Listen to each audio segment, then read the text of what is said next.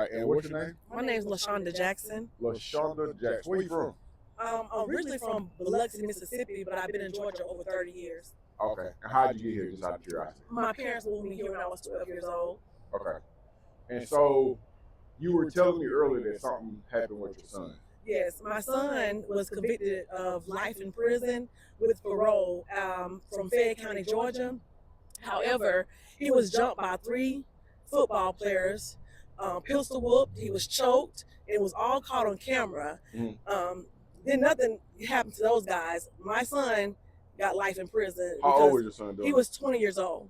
How long ago did this take place? This took place 5 years ago. Actually, yesterday made 5 years. Okay. May 7th. And what part of town? Fayette County, Georgia. Okay, because that's where y'all live We at? was living in Riverdale, Georgia. I showed the course where our house was getting shot up and everything. We provided it to our lawyer. The lawyer basically railroaded my son with the state, and he ended up getting disbarred for another case in Columbus, Georgia, after my son's case. The case came before my son's case, but he didn't try it to after my son's case because he put my son on a speedy trial demand. So. Okay.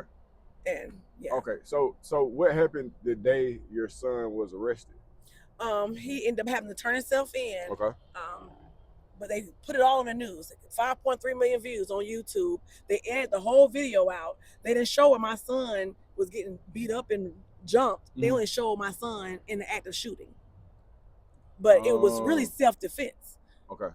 That's what it should have been, self-defense. Right. But they charged him with malice murder, felony murder, and aggravated assault. The jury did not find him guilty on malice murder, only on felony murder and aggravated assault. What's your son's name? His name is Sean Allen. Sean Allen. And so right now he's incarcerated. He's incarcerated, yes. And how much time did they end up They gave him life in prison with parole.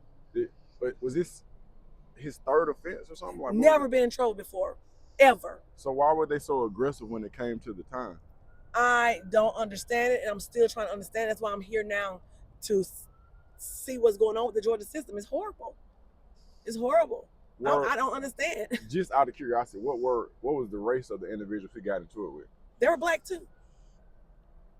3 black guys. And your son has no run-in with the police? No run-in with the police, ever. What kind of work did he do? He had just graduated from high school 2019. He was in school with Youth Builder in Clayton County, where they was doing painting on Habitat homes and everything. And he was that same day that incident happened, he was going to see a Marine recruiter. Yes. Okay. Did he have a lawyer or public defender? He had a lawyer, paid lawyer.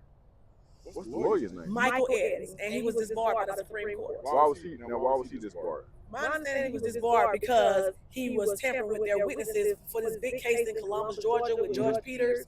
He's supposed to be going to it's like 5 of them was on trial or something, and he beat that case, but apparently he won because he was tampering with their witnesses, and they took him to Supreme Court and had him disbarred. Okay, so the fact that he was disbarred, does that, in my mind, and I'm no lawyer, does that increase the chances of your son being able to go for an appeal, or?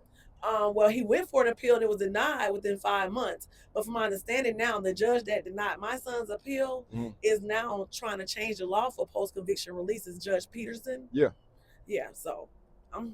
Okay, so your son has been locked up since 2019.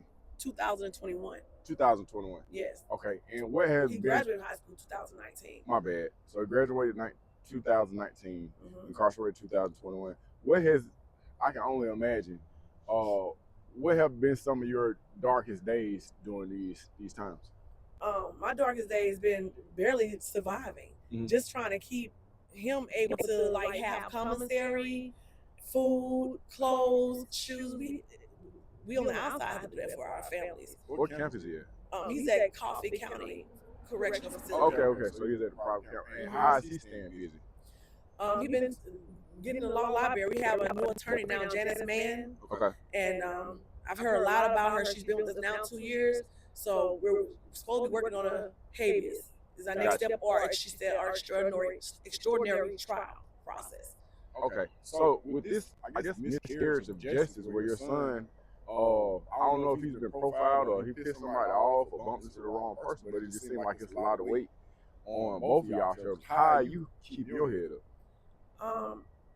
Prayer, and come to events like this instead of standing up on the law myself, trying to understand how I can get his sentence overturned. You know, I barely have food to eat. You know what I'm saying? It's that hard. Wow.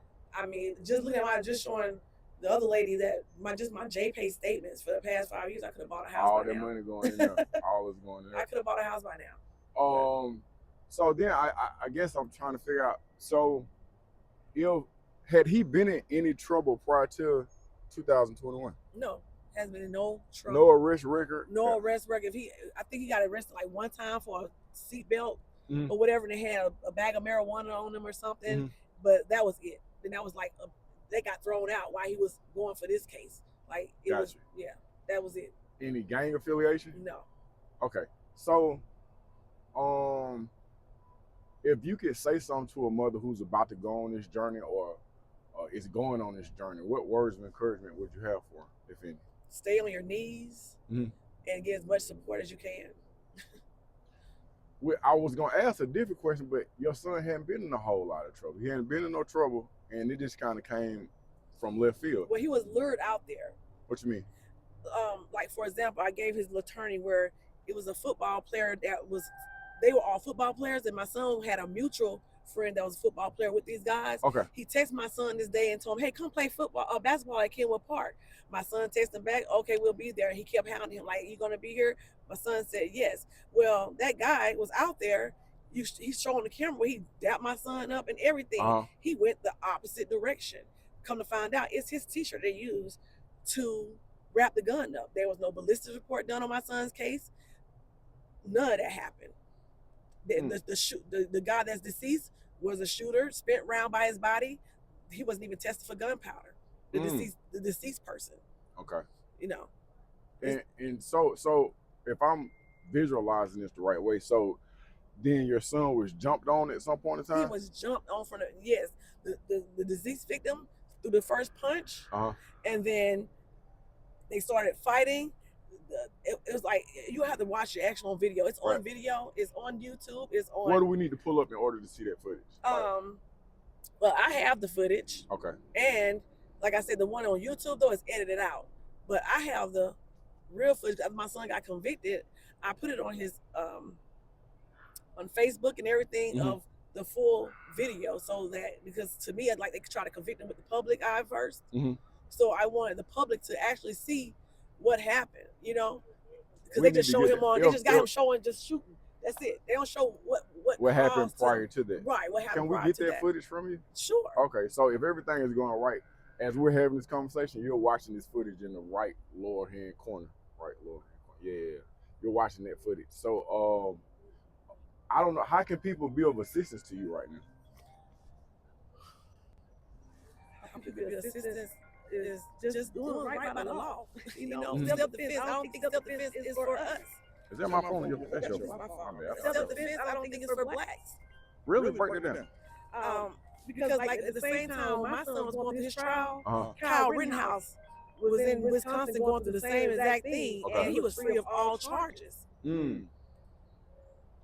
You know, but you have a video of my son is actually showing he's not the aggressor, but he still gets life in prison with parole. That's 30 years minimum that he has to do before he is eligible for parole. He didn't go out there for that. Who would want to go kill somebody out in broad daylight? Prior to your son being incarcerated, had you had any dealings with the GDC or the judicial system in the state of Georgia at all? No, just my brother's incarcerated. That's it. Okay. But no, I'm not. You know. Okay.